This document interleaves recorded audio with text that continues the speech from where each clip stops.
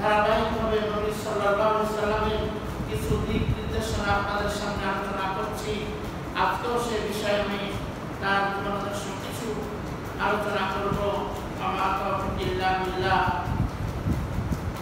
আলাইহি তাওয়াক্কালতু ওয়া ইলাইহি উনীব। রব্বি ইশরাহ লি সাদরি ওয়া ইয়াসসির লি আমরি ওয়াহলুল উকদাতাম মিন লিসানি ইয়াফকাহু কাওলি। রব্বি জিদনি ইলমা রব্বি জিদনি ইলমা রব্বি জিদনি ইলমা ইয়া ফাত্তাহ ইসরি সুদুরি।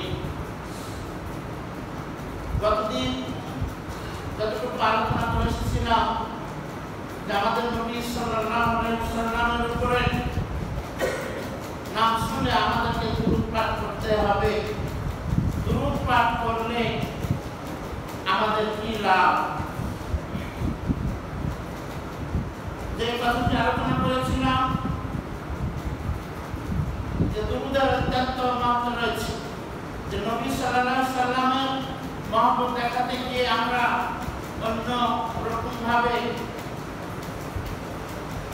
মোমবাতি জ্বালিয়ে বেদাতি শিরকি আমল আমরা করে থাকি। এই বেদাতি শিরকি আমল না করে আমরা শরীয়তি মোতাবেক রাসূল সাল্লাল্লাহু আলাইহি সাল্লামের দিক নির্দেশনা অনুযায়ী আমরা নবীর শানে মহব্বত কি করব, দেখাবো।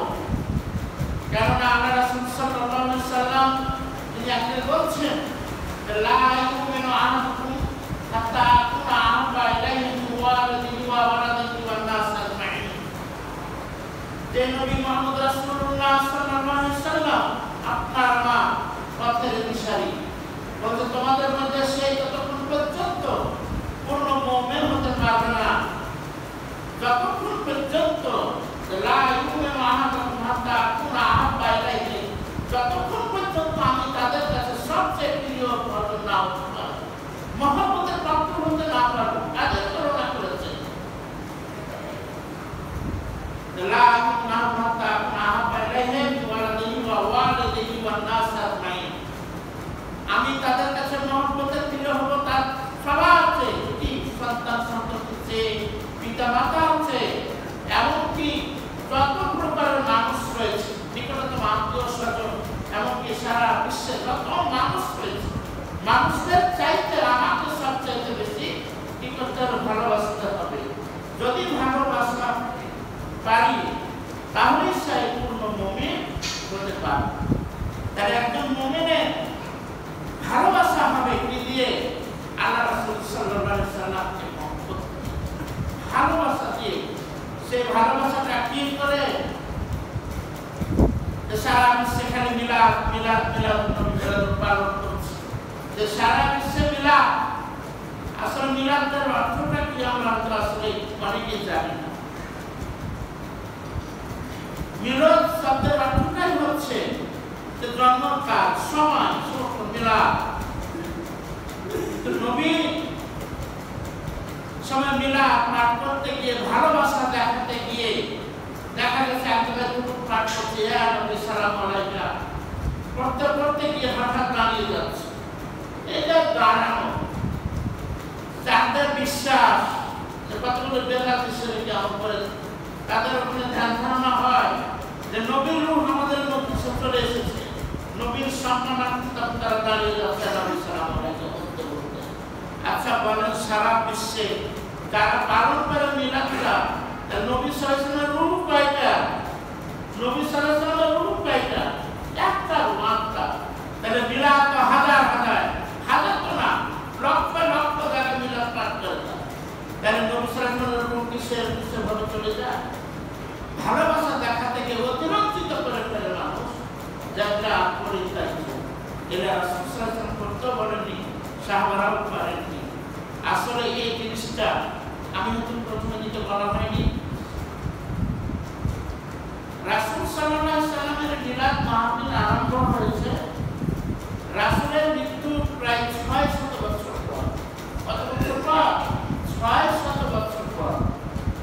৬০০ হিজরি, ৬০৪ মতান্তরে ৬২৫ হিজরিতে কি হয়েছে? এই মিলাদ উত্তীর্ণ হয়েছে, না মিলাদ জন্মলাভ হয়েছে। সেটা কোথায়? এরবার এলাকায় সর্বপ্রথম ইরাকে এটা হয়েছে, যে ইরাক আবিষ্কার করেন আবু সাইদ মুজাফফরউদ্দিন কুকুবুরি, তাকে বলা হয়েছে আবু সাইদ মুজাফফরউদ্দিন কুকুবুরি। এটা কি করেছিলেন এরবাল শহরে, ইরাকের এরবাল এলাকার সে তখন গভর্নর ছিল, সেই আমলে এই বিরাটটা প্রবর্তন করেছে, যে এই নাম দিয়ে কিছু করা হয়েছে। আসলে আমি সেই দিকটা বলতে যাচ্ছি না, তো মিলাদে মহব্বত দেখাতে গিয়ে সেইভাবে মহব্বত দেখালে কারো হয়ে দাঁড়িয়ে বসে হবে না, যেভাবে দেখাবেন আসলে নবীকে মহব্বত দেখাতে হবে তার সুন্নতের পালন করে, অনুসরণ করে, যে যে দিক নির্দেশনা দিয়েছেন, নীতিমালা দিয়েছেন, তার নীতিমালা কি? মহাগ্রন্থ আল কোরআন মাজিদ আর তার দেওয়া হাদিস সুন্নাত রাসূলুল্লাহ সাল্লাল্লাহু আলাইহি ওয়াসাল্লাম, এগুলোকে যে নির্দেশনা দেওয়া হয়েছে সেই নির্দেশনা অনুসারে মহব্বত দেখাতে হবে, তার সুন্নাতের পায়রবি করে, তার সামনে দুরূদ পাঠ করে, যেখানে নামাজ হবে নামাজের টাইমে সালাত আদায় করে, যে সালাতের নির্দেশনা যেভাবে দিয়েছে সেইভাবে আপনাকে আমাকে মহব্বত দেখে ভালোবাসা তৈরি করে দিতে হবে। আমরা যদি নবীকে নিজের সন্তানের চাইতে ভালোবাসতে না পারি, নিজের পিতামাতার চাইতে ভালোবাসতে না পারি, এমনকি যত আত্মীয় সে তার চাইতে ভালোবাসতে না পারি, তাহলে আমরা পূর্ণ মুমিন হতে পারব না। এখন সুন্নাত নবী সাল্লাল্লাহু আলাইহি ওয়াসাল্লাম দিক নির্দেশনা দিতে মানুষকে কথা বলে বলে ভালো কথা আনতে অস্থির হয়ে গেল।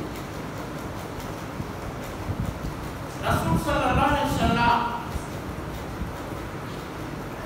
অসুস্থতার কারণে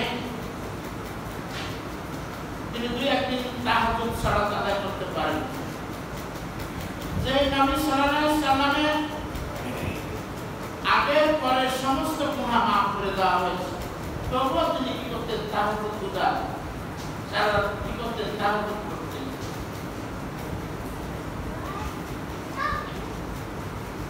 তিনি আল্লাহর কৃতজ্ঞতা প্রকাশ করেছেন, যখন আমার আগের পরের সমস্ত গুনাহ মাফ করে দেওয়া হয়েছে, তাহলে আমি কি তার সবচেয়ে কৃতজ্ঞ বান্দা? তার চাইতে আমরা কত নগণ্য, যাতে আমরা তাহাজ্জুদ দূরের কথা ফরজ সালাত আদায় আমরা করছি না, যেটা দিনে রাতে 5 ওয়াক্ত সালাত আপনার উপর ফরজ করে দেওয়া হয়েছে। শুধু যে মসজিদে এসে সালাত আদায় করতে হবে তা নয়। আল্লাহ রাসূল সাল্লাল্লাহু আলাইহি ওয়াসাল্লাম আমরা অনেক এমন হাদিস বর্ণনা করেছেন যে মানুষের অবস্থা প্রেক্ষাপটে রাসূল সাল্লাল্লাহু আলাইহি ওয়াসাল্লাম হাদিস বর্ণনা করেছেন। আমাদের অনেকেরই ধ্যান ধারণা যে হয়তো মসজিদ ছাড়া সালাত হবে না, পানি ছাড়া সালাত হবে না, ওযু না করলে সালাত আদায় হবে না, এরকম অনেকেরই ধ্যান ধারণা আছে। আল্লাহ রাসূল আপনি দেখতেই আমি দেখলাম যে আল্লাহ রাসূল সাল্লাল্লাহু আলাইহি ওয়াসাল্লাম বলছেন যে আমাকে এমন 5টি জিনিস দেওয়া হয়েছে যা আমার পূর্বের কোন নবী সাল্লাল্লাহু আলাইহি ওয়াসাল্লামকে দেওয়া হয় নাই। আমাকে 5টি জিনিস দেওয়া হয়েছে যা আমার পূর্বের কোন নবীকে দেওয়া হয় নাই। যে হাদিস আন জাবির বিন আব্দুল্লাহ আল-আনসারী রাদিয়াল্লাহু রাসূলুল্লাহ সাল্লাল্লাহু আলাইহি ওয়াসাল্লাম উতিতু খামসান ইউতাহুনা আনহুম কাতি। জাবির বিন আব্দুল্লাহ আল-আনসারী থেকে বর্ণিত, তিনি বলেন যে রাসূলুল্লাহ সাল্লাল্লাহু আলাইহি ওয়াসাল্লাম বলেছেন যে মানুষের যেন মনের কথা তিনি বুঝতে পারতেন যে কি হবে। আসলে তিনি আলেমুল গায়ব নন, বুঝতে প্রেক্ষাপট যে রাসূল সাল্লাল্লাহু আলাইহি ওয়াসাল্লাম যে মানুষের অবস্থা এরকম হবে যে হয়তো ধ্যান ধারণায় থাকবে যে আমরা নামাজ মসজিদে গিয়ে করতে হবে, পানি ছাড়া উঠে করতে না পারলে নামাজ আদায় করা হবে না, এরকম না। তিনি বলছেন যে আমাকে এমন 5টি জিনিস দেওয়া হয়েছে যা আমার পূর্বে কোন নবীকে দেওয়া হয় নাই। এক মুসিবতু বিররুহ মাসিরাতা শাহরিন, এক মাস পা অতিক্রম করলে পায়ে হেঁটে, মাসিরাত 4 থেকে 3 পায়ে ভ্রমণ করে চলে যাওয়া।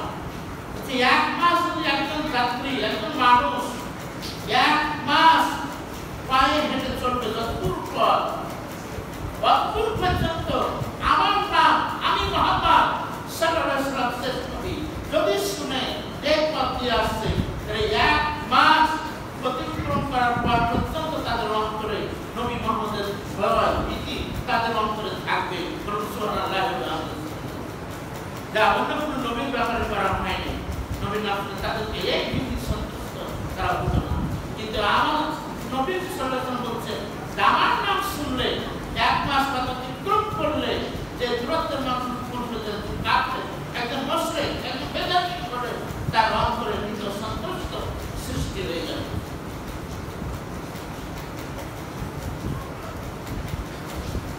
দুই নম্বর বলা হচ্ছে বাজুয়ে রাতিলাম মাসদান আতাহুরা, আমার জন্য পৃথিবীর মাটিকে, যে রাতিলাম যে মাটি, এই সমতল ভূমিকে, মাটিকে আমার জন্য কি করে দেওয়া হচ্ছে? মসজিদ তৈরি করে দেওয়া হচ্ছে, মসজিদ করে দেওয়া হচ্ছে, বা তাহুরা এবং পবিত্রতা বর্ধনের মাধ্যম করে দেওয়া হয়েছে। যেখানেই সালাত বলা হচ্ছে কি ফাআইয়ুমা রাজুলিন মিন উম্মতি, বলছে আমার উম্মত, আমার অনুসারী দল যেখানেই যাক, ফাআইয়ুমা বলছে যেখানেই যাক, যেখানেই যাক, যে কোনো মানুষ আমার উম্মতের মধ্যে যে কোনো ব্যক্তি হোক, যেখানেই যাবে, যদি মুয়াজ্জিন সাহেবের কণ্ঠে ধ্বনিত হয় আল্লাহু আকবার, আল্লাহু আকবার, আযানের ধ্বনি এই যদি হয়ে যায়, তাহলে যেখানেই থাকবে, যেই জমিনে যেখানেই অবস্থান করুক, সেখানেই তার উপর সালাত হয়ে যাবে। সেটাই কি মসজিদ করে দেওয়া হয়েছে, সেখানে সালাত আদায় করতে পারবে। সেখানে যদি পানি না থাকে, তাহুরা জমিনে হাত মেরে বিসমিল্লাহ বলে, জমিনে হাত মেরে শুধু মুখ মাসা করে পর্যন্ত হাত একবার মাসা করে সালাতে দাঁড়িয়ে যাবে, তার সালাত হয়ে যাবে। পানির জন্য অপেক্ষা করার প্রয়োজন পড়ে না। এই পুরস্কার একমাত্র আমাদের নবী মুহাম্মদ রাসূলুল্লাহ সাল্লাল্লাহু আলাইহি ওয়াসাল্লাম কে দেওয়া হয়েছে, যা অন্য কোন নবীকে দেওয়া হয় নাই। তাহলে তাইমুর ব্যবস্থা করে আপনাকে আমাকে সালাত আদায় করতে হবে। যেখানেই আযানের ধ্বনি শুনতে পাচ্ছি, যেখানেই নামাজের ওয়াক্ত হয়ে গেছে, সেই সময় শুনতে পেলে আমাদের সেখানেই সালাত আদায় করে নিতে হবে। এটা শেষ নবীর উম্মতের জন্য একটা চরম উপহার। وَأُحِلَّتْ لِلْمَغَانِمِ وَلَمْ تَحِلَّ لِأَحَدٍ قَبْلِي, বলছে যুদ্ধরত গনিমতের মাল শুধু আমার জন্য হালাল করে দেওয়া হয়েছে। আমার পূর্বে কোন নবীর জন্য যুদ্ধ বিগ্রহ করে আপনাদের মানুষ হস্তগত হতো, তাদের জন্য হালাল ছিল না। কিন্তু গনিমতের মাল একমাত্র আমার জন্য ব্যবহার, আমার সামগ্রিক উম্মতের জন্য ব্যবহার বর্তমানে একমাত্র হালাল করে দেওয়া হয়েছে। তা কোন পূর্বের নবীর জন্য সেটা হালাল ছিল না।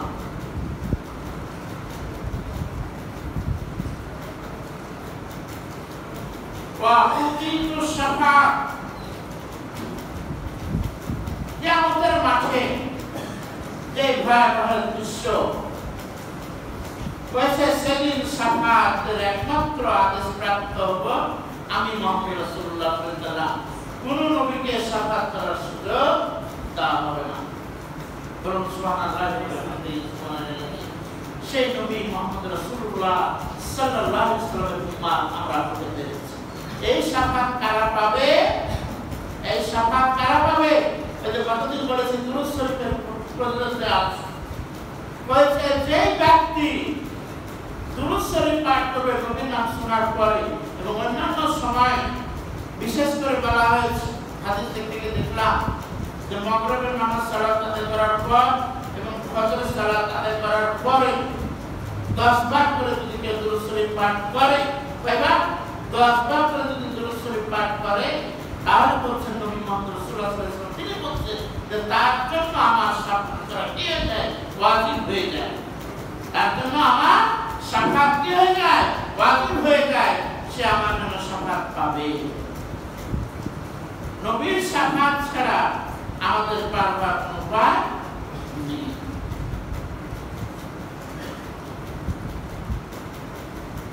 নবী সাল্লাল্লাহু আলাইহি ওয়াসাল্লাম তার শাফাত পেতে হলে আমাদেরকে কি করতে হবে নিয়মিত সালাত আদায় করে নিতে হবে দুরূদ শরীফ পাঠকারী হতে হবে মহব্বত তৈরি হবে দুরূদ শরীফের মাধ্যমে তার কোনো বানান দুরূদ নয় দুরূদে ইব্রাহিম পড়ে আপনাকে আমাকে নবীর মহব্বত দিলের ভিতরে অন্তরের ভিতরে সৃষ্টি করে নিতে হবে বানান দুরূদ নয় দুরূদ ইব্রাহিম গতদিন আপনাদেরকে বলেছে নিয়মিত আমরা পাঁচ ওয়াক্ত সালাতে যে দুরূদ পাঠ করি সেই দুরূদ ইব্রাহিম আল্লাহুম্মা সাল্লি আলা মুহাম্মাদ ওয়া আলা আলি মুহাম্মাদ কামা সাল্লাইতা আলা ইব্রাহিম ওয়া আলা আলি ইব্রাহিম ইন্নাকা হামিদুম মাজিদ আল্লাহুম্মা বারিক আলা মুহাম্মাদ ওয়া আলা আলি মুহাম্মাদ কামা বারাকতা আলা ইব্রাহিম ওয়া আলা আলি ইব্রাহিম ইন্নাকা হামিদুম মাজিদ এই তারপরে বলা হচ্ছে বাকানা নবী ওয়াস ইলা কাওমিহি পঞ্চম নাম্বার হচ্ছে কি যে যত নবী রাসূলদের আগমন ঘটেছে পৃথিবীতে তারা বিশেষ একটা সম্প্রদায়ের জন্যই খাস ছিল অর্থাৎ একজন নবী একটা গোত্রের জন্য সীমাবদ্ধ ছিল যেমন একজন নবী এসেছে দুধায়ের কাছে থাকবে সে ছোটটুকু করে সে সব করতে পারবে না আবার ছোটটুকু করে একজন নবী প্রেরিত হলে দুধায়ের জন্য হবে না খাস একটা সম্প্রদায়ের জন্য এর বিশেষ উদাহরণ করলাম এরকম খাস গোত্রের জন্য একজন করে নবী আবির্ভূত হয়েছিলেন আমাদের নবীর উপর তার বলা হচ্ছে কিন্তু আমাদের নবী মুহাম্মদ রাসূলুল্লাহ সাল্লাল্লাহু আলাইহি ওয়াসাল্লাম খাস রানা সমগ্র বিশ্বের মানুষের জন্য আমি সমস্ত মানুষের জন্য আমি নবী রাসূল হিসেবে প্রেরিত হয়েছি আমাদের নবী মুহাম্মদ রাসূলুল্লাহ সাল্লাল্লাহু আলাইহি ওয়াসাল্লাম বলেছেন কইস্তু এরা নাস আম্মা আমি সর্বসাধারণ প্রত্যেকটা মানুষের জন্য নবী রাসূল হিসেবে প্রেরিত হয়েছি কোন গোত্রের জন্য আমি খাস নই আমাদের রাসূল সাল্লাল্লাহু আলাইহি ওয়াসাল্লামের উদাহরণ এমনি ভাবে দেওয়া হয়েছে তাহলে দুরূদ শরীফ পাঠ করলে যে পাঠ করবে সে সম্পর্কে 7টা পুরস্কার পাবে এক নম্বর যে মহান আল্লাহ দুরূদ পাঠ করে 10টি গুনাহ মাফ করবেন 2 নম্বর 10টি সওয়াব দান করবেন 3 নম্বর 10টি মর্যাদা তার বৃদ্ধি হবে 4 নম্বর 10টি রহমত দান করবেন করুন আল্লাহর পক্ষ থেকে রহমত সে বান্দার উপর করবে যে দুরূদ পাঠ করবে 5 নম্বর ফেরেশতা তার জন্য দোয়া করতে থাকবে যে দোয়া করবে যে দুরূদ শরীফ পাঠ করবে ফেরেশতারা সে দুরূদ পাঠকারীর জন্য সদা সর্বদা কি করতে থাকবে দোয়া করতে থাকবে 6 নম্বর ফেরেশতাগণ পাঠকারীর নাম ও তার পিতার নাম সব তার সারা রাসূল সাল্লাল্লাহু আলাইহি ওয়াসাল্লামের পবিত্র রওজা শরীফ পৌঁছে 6 নম্বর যে দুরূদ পাঠ করবে তার নাম উল্লেখ করে তার পিতার নাম উল্লেখ করে মুখের ছেলে মুখ এইভাবে দুরূদ পাঠ করেছে সেই দুরূদের সওয়াব আমাদের নবী মুহাম্মদ রাসূলুল্লাহ সাল্লাল্লাহু আলাইহি ওয়াসাল্লামের রওজা মুবারক পৌঁছে 7 নম্বর বলা হচ্ছে তিনি নিজে এবার সালাত পাঠকারীর জন্য 10 বার দোয়া করেন কে আমাদের নবী সাল্লাল্লাহু আলাইহি ওয়াসাল্লাম 10 বার দোয়া করেন বেশি বেশি সালাত পাঠ করার জন্য রয়েছে অতিরিক্ত আরো 2টা পুরস্কার আমাদের 10 সকাল সন্ধ্যা 10 বার করে দুরূদ পাঠ করলে যে আছে তারপরে সদা সর্বদা যারা দুরূদ পাঠ করতে থাকবেন তাদের জন্য আরো অতিরিক্ত 2টা পুরস্কার রয়েছে 1 নম্বর আল্লাহ তাআলা তার সমস্যা ও দুশ্চিন্তা মিটিয়ে দেন আমরা যদি কোনো দুশ্চিন্তায় পড়ি বিপদ আপদে পড়ি, মুসিবতের ভিতরে গ্রেফতার হয়ে পড়ি, তাহলে সে সময় নবীর সাথে দূরত করতে লাগেন। তাহলে আপনার আমার দুশ্চিন্তা বিপদ তারপর আস্তে আস্তে ধীরে ধীরে কেটে যাবে। এটা একটা পুরস্কার দূরত পাঠ করলে। 3 নম্বর নাকি 2 নম্বর, রাসূল সাল্লাল্লাহু আলাইহি ওয়াসাল্লামের শাফাআত তার পাওনা লাভ করলাম কারণে যে রাসূল সাল্লাল্লাহু আলাইহি ওয়াসাল্লামের শাফাআত তার উপরে কি হয়েছে, ওয়াজিব হয়েছে, শাফাআত পাবে। নবীর শাফাআত ছাড়া আমরা কে পাবো? প্রত্যেকটা নবীর জিকির করবে কিয়ামতের মাঠে, নবীর জিকির থাকবে, প্রত্যেকটা নবী শুধু জিকির করবে ইয়া নাফসি ইয়া নাফসি ইয়া নাফসি। কিন্তু আমাদের নবী মুহাম্মদ রাসূলুল্লাহ সাল্লাল্লাহু আলাইহি ওয়াসাল্লামের জিকির থাকবে কি বলে? শুধু জিকির থাকবে ইয়া উম্মতি ইয়া উম্মতি ইয়া। আমার উম্মতের কি হবে? তিনি নিজের নাফসের চিন্তা করেন, আমার উম্মতের কি হবে, আমার উম্মতের কি হবে, আমার উম্মতের কি হবে, এটাই জিকির। তিনি উম্মতের জন্য তিনি এইভাবে আল্লাহর জিকির করতে থাকেন। কিয়ামতের মানুষ গুনাহের কারণে, পাপের ধোঁকার কারণে সেই কিয়ামতের বিভীষিকা অবস্থা দেখে মানুষ ছুটাছুটি দৌড়াদৌড়ি করতে থাকবে যে কোথায় গেলে আরাম পাবে, কার মাধ্যম দিয়ে দোয়া করে সাফাত, কার সাফাত কবুল হবে, ছুটাছুটি করতে থাকবে কিয়ামতের মানুষ। সর্বপ্রথম মানুষ, আমাদের প্রথম মানুষ, প্রথম নবীকে, আমাদের প্রথম নবী, প্রথম মানুষ হযরত আদম আলাইহিস সালাম। তিনি হলেন প্রথম নবী, প্রথম মানুষ। তার কাছে সবাই যাবে, সবাই বলবে যে আমার জন্য সাক্ষী, আমার জন্য সুপারিশ করুন, আপনি হলেন প্রথম মানুষ, প্রথম নবী, আমরা তোমার সন্তান, এটা আমাদের জন্য সুপারিশ করুন। আদম আলাইহিস সালাম বলবেন যে হে আমার সুপারিশ করার ক্ষমতা নেই, আমি আল্লাহর অর্ডার মানিনি, ক্ষমা করেছি, আল্লাহর অর্ডার একটা মানিনি। কি?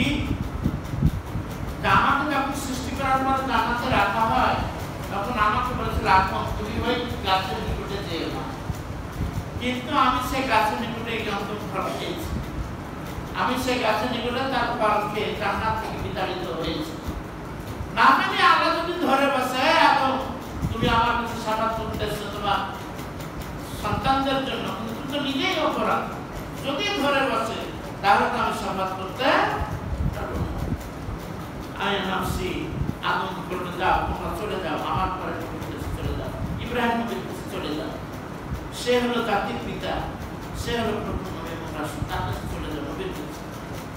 তারপর নূহ নবীর কাছে যাওয়ার কথা বলা হয়, নূহ একই অবস্থায় বলবেন নবী, ইব্রাহিমের কাছে বলবে ইব্রাহিমের কাছে যাও। সব একজন অপরাধ করেছে, অপরাধের কথা তারা স্বীকার করবে আর নিজেই নাফসি নাফসি করতে থাকবে। শেষ পর্যন্ত আমরা সবাই আমাদের নবী মুহাম্মদ রাসূলুল্লাহ সাল্লাল্লাহু আলাইহি ওয়াসাল্লামের কাছে চলে আসি। রাসূল সাল্লাল্লাহু আলাইহি ওয়াসাল্লাম কোনো কথা চিন্তা ভাবনা না করে শোনার সাথে সাথে তিনি কি করবেন? সিজদায় পড়ে চলে যাবেন, সিজদায় পড়ে যাবেন, আমাদের নবী সিজদায় পড়ে যাবেন। এগুলো বানানো হাদিস, বিরাট বড় সাক্ষাতের হাদিস, যদি পড়া যায় ইসলাম শরীফে প্রায় 2.5 পৃষ্ঠার হাদিস আছে। আমি ওটা লিখে আপনাদের সামনে অনুবাদ করতে পারবো না, ওই জন্য আমি নোট করিনি। লিখতে গেলে একটা 5-7-8-10 পৃষ্ঠা হয়ে যাবে। সাক্ষাতের হাদিস, কিয়ামতের মাঠের বিভৎস অবস্থা দেখে নবীরা নিজেই পাগল করা হয়ে থাকে। আমরা যদি সেই নবীর আশিক হতে পারি, নবীর ভালোবাসা পেতে পারি, এতে হলে দুরূদ শরীফ বেশি বেশি পাঠ করতে হবে, তাহলে এই উপহার। আর দুরূদ পাঠ করার একটা বিশেষ মাধ্যম, সেটা হচ্ছে কি? 75 সালাত, 75 সালাত করবো, 75 সালাত দুরূদ ইব্রাহিম করা হবে। আপনি আল্লাহর প্রেম, প্রীতি, ভালোবাসা, রাসূলের প্রেম, প্রীতি, ভালোবাসা আপনার অন্তরে চলে আসবে। যে নবী তাহলে কোথাও প্রশ্ন নাই, মাঠে কাজ করছেন, সালাত আইলে কাজ করছেন, আইলেই তায়াম্মুম করে সিজদার পানি ওযু করার মতো পানি পারে, তাহলে সেখানেই তায়াম্মুম করে সালাত আদায়। ছেলে মানুষের কি তারপর পাক পবিত্র কোনো কথা নেই, পবিত্র থাকবে। সালাত আদায় করলে আপনার পবিত্রতা থাকা সম্ভব হবে। সালাত যদি আদায় না করেন পবিত্রতা থাকবে। পেশাব দিয়ে যদি কুরুপ না ধরেন তাহলে কি হবে? আর সালাত যখন আদায় করবে তখন পেশাব দিলে আপনি কুরুপ ধরার অভ্যাস। আর মানুষ যারা পেশাব দিয়ে কুরুপ ধরে না, পবিত্র অবস্থায় চলাফেরা করে, মাটি জমিন তার জন্য অভিশাপ্ত করতে থাকে। জমিন বলে যে তুমি আমাকে ক্ষমতা দাও, আমি ফেটে যাবো, আমি বিনাশ করব, আমার ভিতরটাকে ঢুকে দিই চক্র অবস্থায় চলাফেরা। কাজে সালাত অভ্যস্ত হন। নবীর ভালোবাসা পেতে হলে পৃথিবীর সব কিছু মায়া আমাদের নবী ভালোবাসা সাক্ষাৎ পেতে হলে দূর করতে হবে। আর নবীর সাক্ষাৎ যদি নসিব না হন তাহলে পারে কোনোদিনই আপনি জান্নাতে যেতে পারবেন না, জাহান্নামে অবধারিত হয়ে।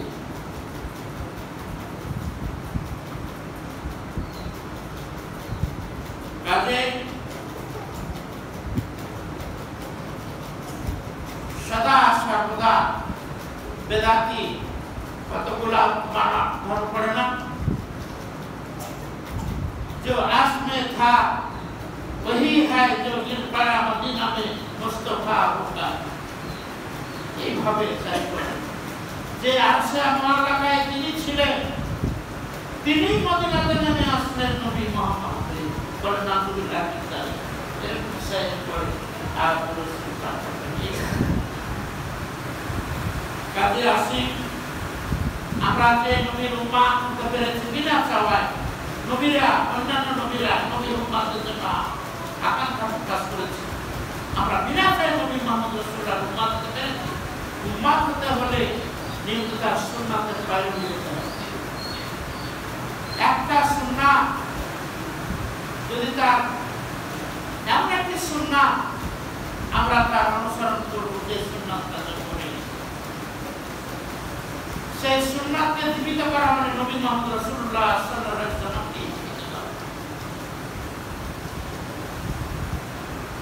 যেমন ধরনের দাড়ি রাখা সুন্নাত, দাড়ি রাখা সুন্নাত, কিন্তু আমরা সবাই নিয়মিত ক্লিন শেভ করতে আছি, প্রত্যেকদিন যে বার করতে ক্লিন শেভ করতে আছি। তাহলে পরে কি হবে?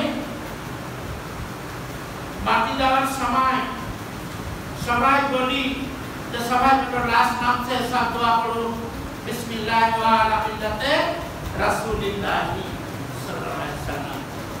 দেখা যাচ্ছে যে ব্যক্তিকে কবরে নামানো হচ্ছে সে পৃথিবীতে কোনদিন পর্যন্ত সালাত আদায় করে, তার মুখে দাড়ি নাই, তার উল্টো দিক মুখ বড় বড় করে ছাড়া আছে।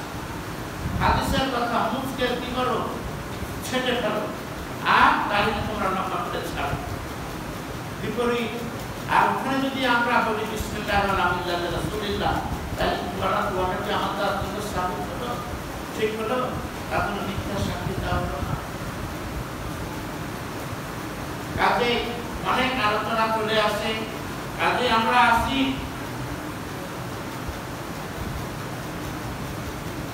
সদা সর্বদা আপনাকে মসজিদে বসে শুধু জিকির করতে হবে, পাঠ করতে হবে তা নয়। দিনে রাতে ৫ ওয়াক্ত সালাত আপনার আমার উপর ফরজ করে দেওয়া হয়েছে। ৫ ওয়াক্ত সালাত আদায় করতে কমপক্ষে কত? 15 মিনিট করে, একটা 5 ঘন্টা 7 মিনিট, 1 ঘন্টা 15 মিনিট, এভারেজ ধরলাম 15 মিনিট করে আমরা মসজিদে থাকি। ৫ ওয়াক্ত সালাত 5 ঘন্টা 7 মিনিট, তার মানে 1 ঘন্টা 15 মিনিট। বাকি সময় আপনি রোজগার সব আপনার জন্য হালাল হয়ে যাবে। এই 75টা মিনিট আপনি আল্লাহর জন্য কাটাতে পারবেন না? আমি কাটাতে পারবো না? কোন লোভে পড়ে আমরা এত পাপাচারে লিপ্ত হচ্ছি? ইনশাআল্লাহ সামনে ধারাবাহিকভাবে আমি যদি বেঁচে থাকি আলোচনা করবো যে মানুষ পাপে কিভাবে নিমজ্জিত হচ্ছে, সে বিষয়ে আপনাদের সাথে আলোচনা করব।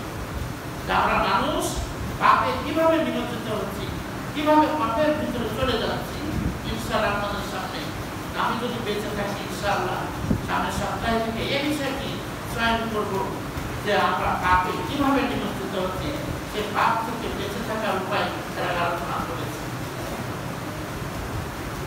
সামনে বিষয় আলোচনা করবো। কাজে আসি আমরা নবীর মহব্বতে দুরূদ পাঠ করবো, ৫ ওয়াক্ত সালাত আদায় করবো। যেখানেই মসজিদ শক্ত নয় সালাত মসজিদে গিয়ে করতে হবে। আপনি জমিনে যেখানেই থাকুন, যেখানেই আকারের ধ্বনি শুনতে পাবেন, যেই অর্থে সেখানেই সেই সময়ে সেই জমিনেই আপনি সালাত তাই এমন করে আদায় করবেন। যদি পানি না পান, পানি পেলে পানি দিয়ে অজু করে সালাত আদায় করবেন। পানি না পেলে তাই এমন করে সেখানেই অজু করে তাই এমন করে সালাত আদায় করবেন। এই বলে আমার আলোচনা শেষ করছি। বালার মধ্যে ক্ষমা করবেন। আমা আলাইনা ইল্লা বালা বারাকাল্লাহু লানা ফিল কুরআনিল আযীম ওয়া নাফা'না ইয়াকুম বিল আয়াতি ওয়াস-সিকরিল হাকীম ইন্নাহু কানা যাকুম কারীমান বারুল্লাহ।